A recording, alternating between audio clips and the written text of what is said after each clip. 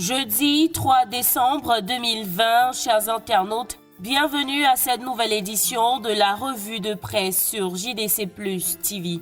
On ouvre avec Cameroun Tribune qui parle des campagnes pour les régionales avec ce coup de pouce financier du président de la République pour les chefs traditionnels. Le quotidien écrit « Alors que les dispositions légales sur le financement des campagnes électorales ne les prennent pas en compte, le chef de l'État Paul Biya a décidé hier mercredi 2 décembre de l'octroi d'une dotation spéciale en faveur des candidats représentant le commandement traditionnel pour les régionales de dimanche prochain. Pour avoir ample information à ce sujet, lisez les pages spéciales du journal consacré à ces élections.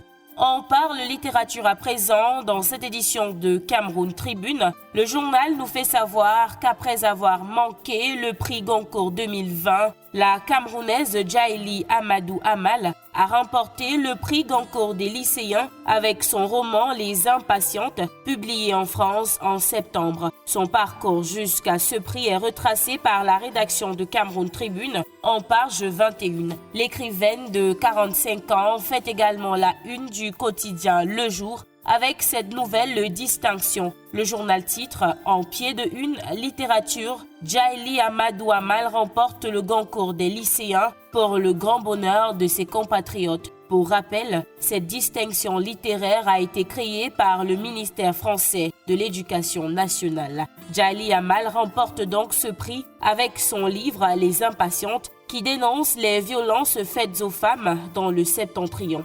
Et justement, parlant des violences faites aux femmes, Le Jour a porté un intérêt particulier à ce sujet. Femmes battues, le lourd silence, voilà le grand titre proposé par le journal qui cite entre autres inceste, crimes passionnels, assassinat, injures, menaces, humiliation, viol, mariage forcé, sévices corporels, la double peine des victimes de ces barbaries. Pour plus de détails, lire les pages 2 à 3 du quotidien Le Jour, édition de ce jeudi.